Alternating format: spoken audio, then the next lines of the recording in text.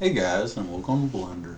Well, the first thing we want to do is delete the bad luck default cube. And I'm going to actually add in us a camera. Add a background to our camera, because this is how you composite. And let's actually go here, and I want to actually start here before I go to our actual plate. And I'll show you why in just a minute. And then we want to file, import. Now, whatever you saved in 3ds zephr from is the file format you'll open through import, but mine was FBX. So let's go to our block mesh and we'll open it up. And look, we got an itsy bitsy little thing here. I'm actually going to scale this up a little bit.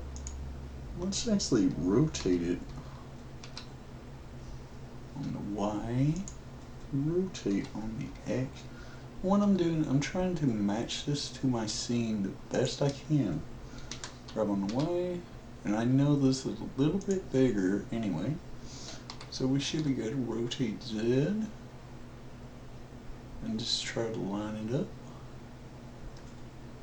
That looks pretty good right there. And we can turn this on, and this is what is known as X-ray. So let's actually scale this on the Z. Sorry, scale. Let's scale this. Grab on the X, which will bring it closer. Scale a little bit more. Grab on the X. Yeah, that was pretty close right there. And we're going to grab on the Y. And it looks pretty well perfect. I might just be off by a centimeter, but that's fine. It doesn't have to be perfect. And before we do the magic of cell fracture, we also want to give it its texture. And like I was saying, 3ds zephr for some reason removed the texture feature for some reason, but we had the attribute, so it'll work same way. You see auxiliary material preview. Oh, and somehow it did shift. So actually, let's just rotate this on the Y. Make it 0. Grab it on Z.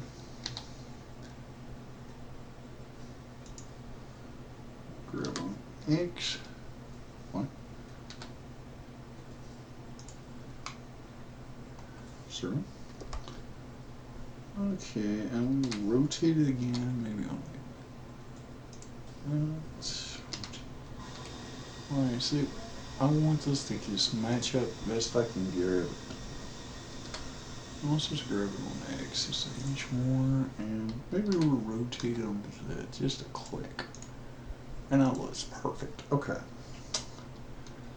And we want to hit Control A now, and all transforms. And this is going to become very handy.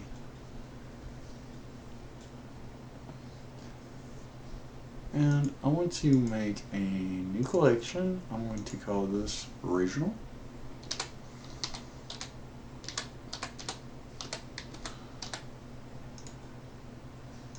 And I want to actually just drag everything in here. And we'll drag this mesh into here. Or we could just make another collection. No, I don't know what happened there. Hold on 1 second.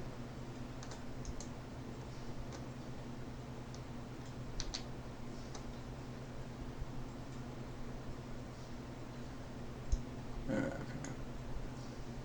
Sorry about that. Shift D. Ctrl Z, Shift D,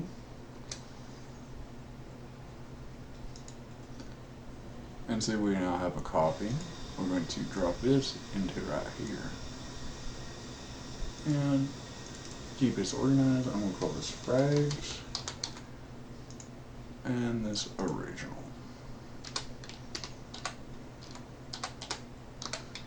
Oh, we need one more thing to go into our original. We need a plane.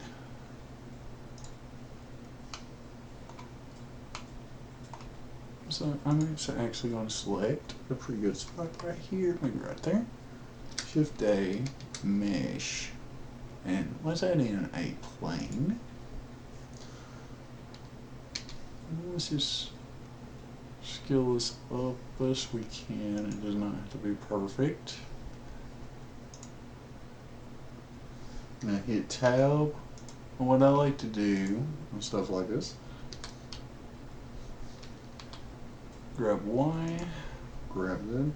See what I'm essentially doing, I'm trying to get this lined up to our plate, because this is going to be two things. One is going to be our collision object,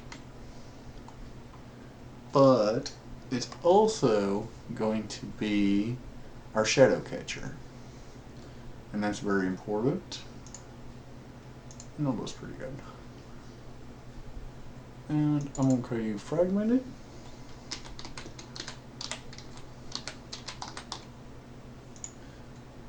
Original.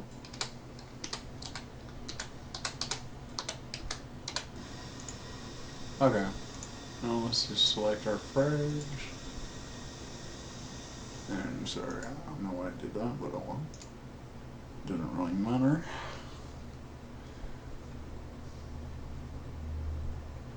Our plane, I'm going to go shadow. And if you're wondering how I'm naming these, you just double click on them. And I want to hide the visibility of this and our original, because we're going to do something real quick.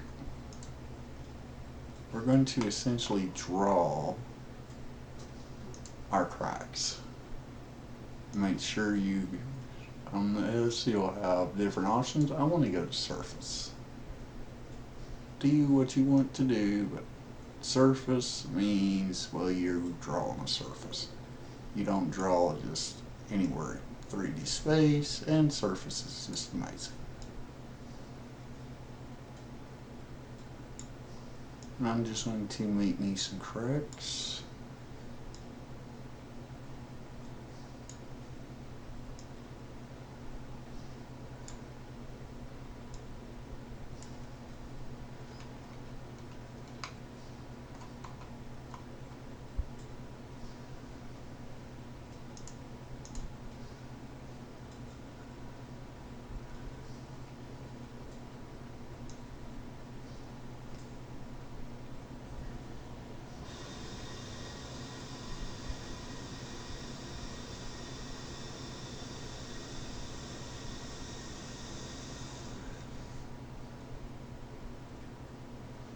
Just draw the cracks the way you want, and maybe I'll go back and lighten.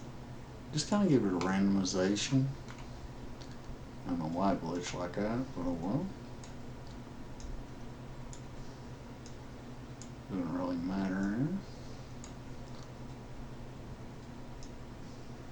See, this will be the shape of our cracks, and that's very important. We want it to be kind of random on our crackings. Okay, that looks good to me. Now, make sure that this is selected, and we'll run cell fracture. Now, I want to say something real quick. I'm going to say F3 and search for cell fracture, but if it doesn't appear, that's because you haven't enabled the plugin. So, edit preferences. And let's go here and type in cell, and I already have it enabled, but I'm just showing y'all how to do it. Cell, and this is perfect. And now we can actually crack this. So F3, cell fracture, and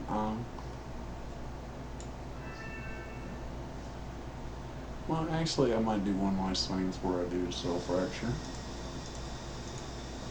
It's up to you if you want to. It's something I like to do. I'm going to actually lower this.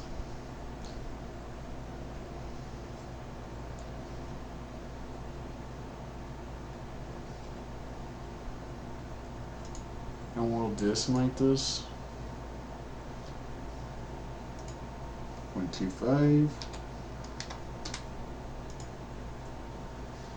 Because right now it is huge in triangles, and we don't want it to be huge in triangles, unfortunately.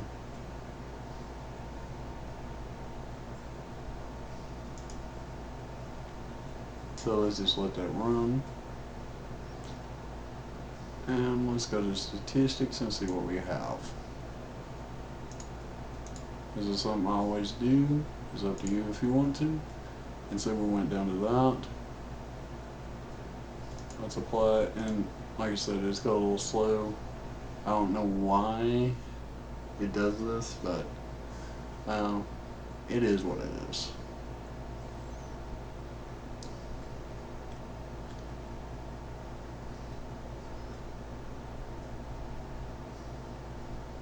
And let's run another decimate.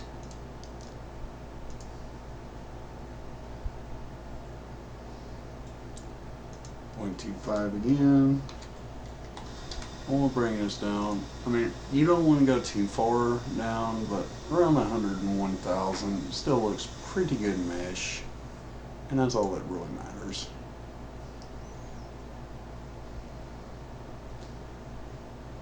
And in our original, I want to add one last thing that I forgot. Sorry about that. Hit Shift A, Mesh, and we want a UV sphere. Let's actually grab this on Z. And you shrink this down as far low as high as you want. And let's name it. I'm going to call you Crusher, which we're going to hire Crusher, and let's hit it smooth. Okay.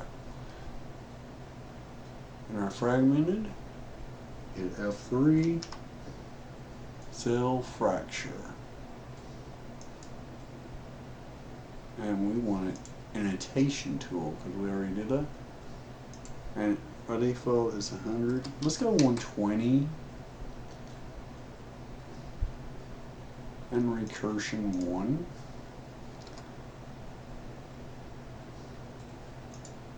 Hit OK.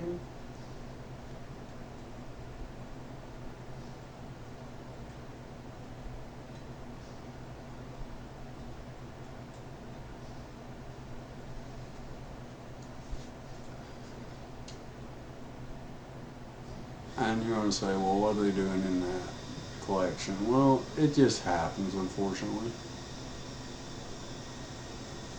However, we can just drag them out of our original and into the fragmented, which it kind of helps us a lot.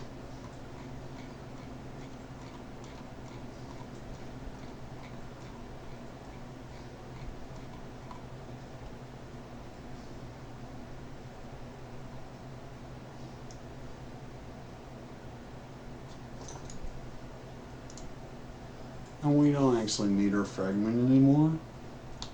Delete that. And now let's actually switch our plate.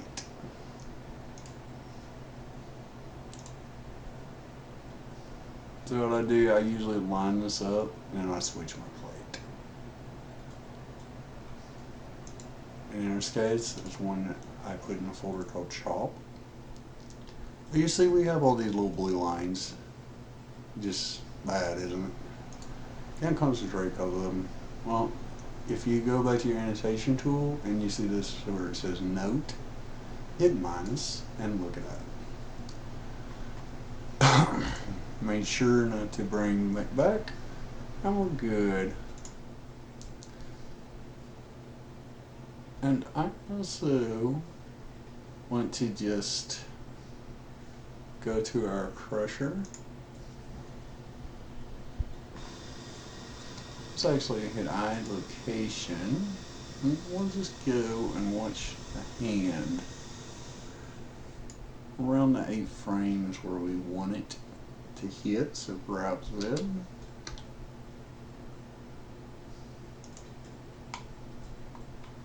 And let's actually grab it on my X. Okay, that looks good. If we hit right in the middle, and that's just perfect. I location.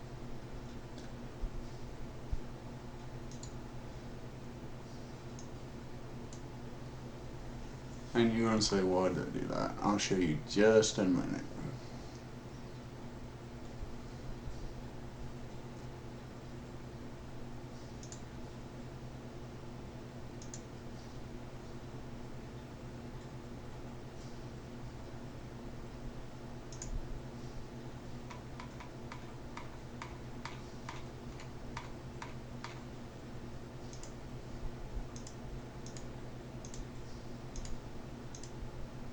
Okay, what we want to do is add rigid body to one of these. So physics, rigid body, dynamics. Well, there we go. First we want to start deactivated because this is going to be animated. And in the surface response, I don't really want it to just fall badly, so let's try 731.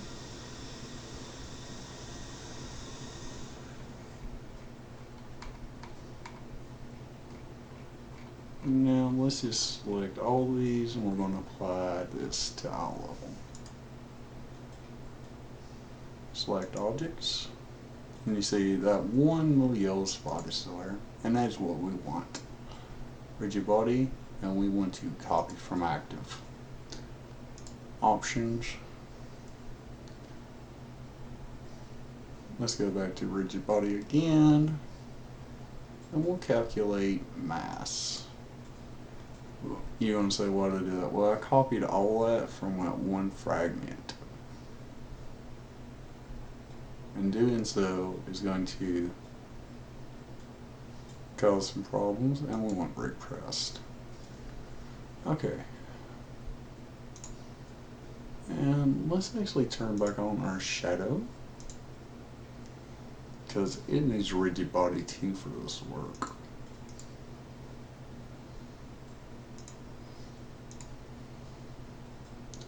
Set it to passive. And finally our crusher. Beautiful little creature, crusher. We want to set this to rigid body as well. And this is animated. And watch what happens.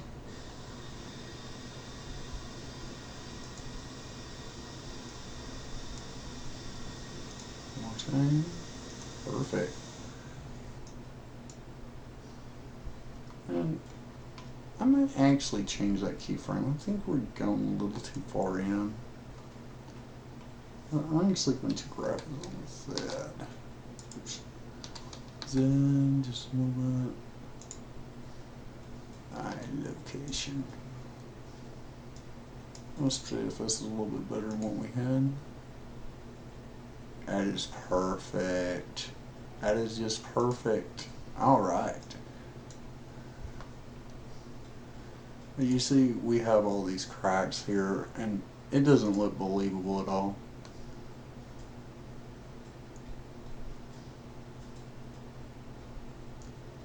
And you have different options on that.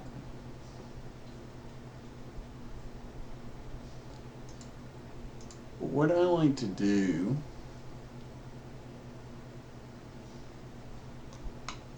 let's actually go to the back of this.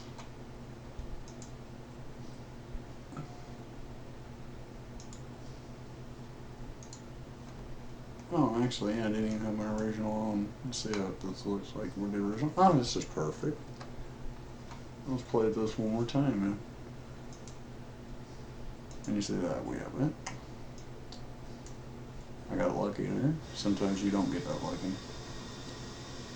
And on our crusher, I'm going to actually see what frame that is. 8th frame. So our original, we're going to have to keyframe this. So go to visibility, viewports and renders.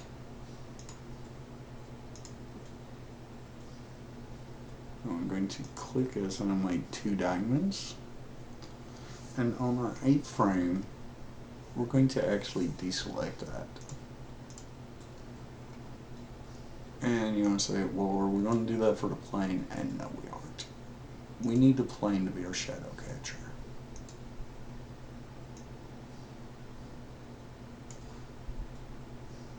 Hold on one sec, we're running into a problem with our original. Oh.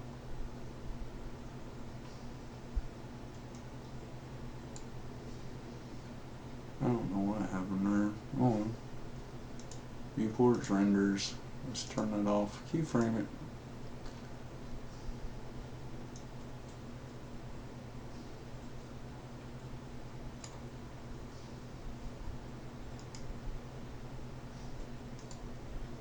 Perfect.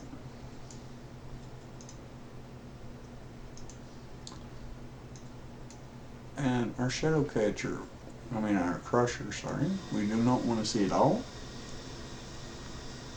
So let's just turn this off from renders and that. Now, our plane here, which is our shadow, let's treat it as such. So let's actually go into cycles. And I want to set this to 1,000. Max samples, it's up to you what you want. And let's go to shadow catcher. That visibility, shadow catcher, a new option appears. And let's just put in a world. Put in a environment map in our world. So environment texture,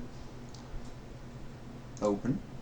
And I got this one from Polyhaven, which is free. Just try to find something you can match what you're seeing best you can.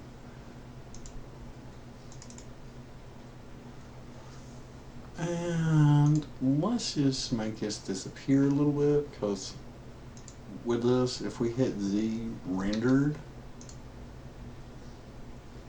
it's going to render the entire HDRI map, which we don't want.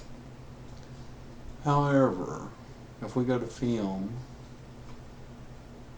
and click transparent, guess what happens? It goes bye-bye. This is just perfect for us.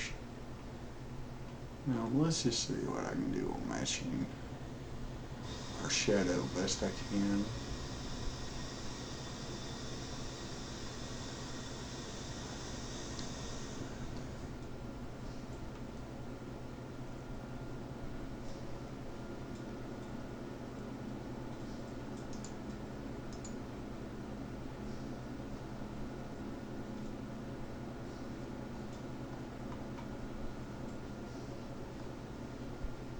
The world settings, let's just play with this. I believe 0.1 gave me about what we want. 0.1, yes, it looks pretty much just like our original brick.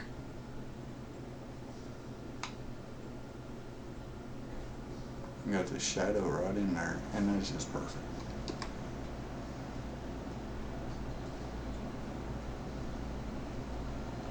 And the last thing we want to do, we want to save this.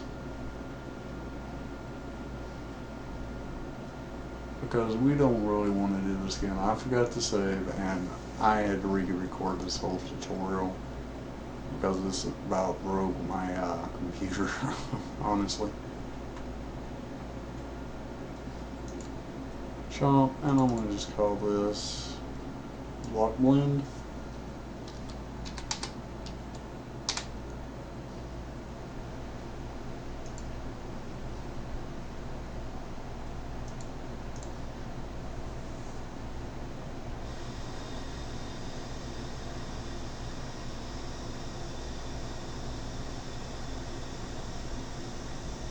And so we have that, and it's just perfect. And let's actually get this set up for rendering. And we no longer need the statistics. So let's actually get rid of that. I'm sorry, I forgot all about that. I'm gonna play this back and just make sure we don't have nothing where it accidentally messes up on us.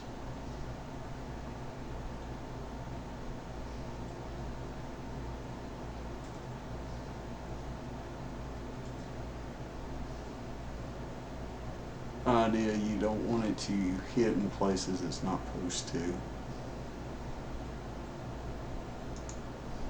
Like I have this little floating artifact here. I don't want that.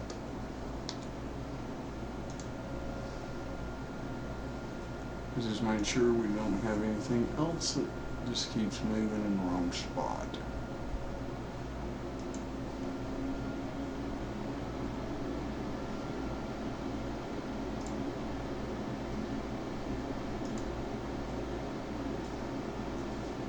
That piece there we don't want. Okay. And that looks pretty good to me. Frame 58. Maybe.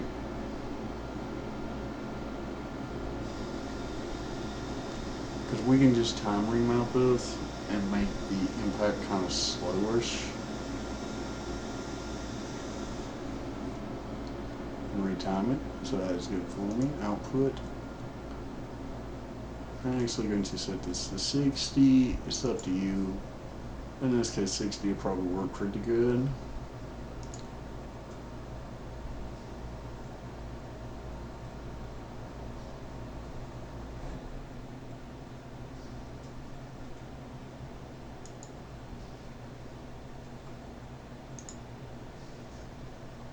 And you can set your folder.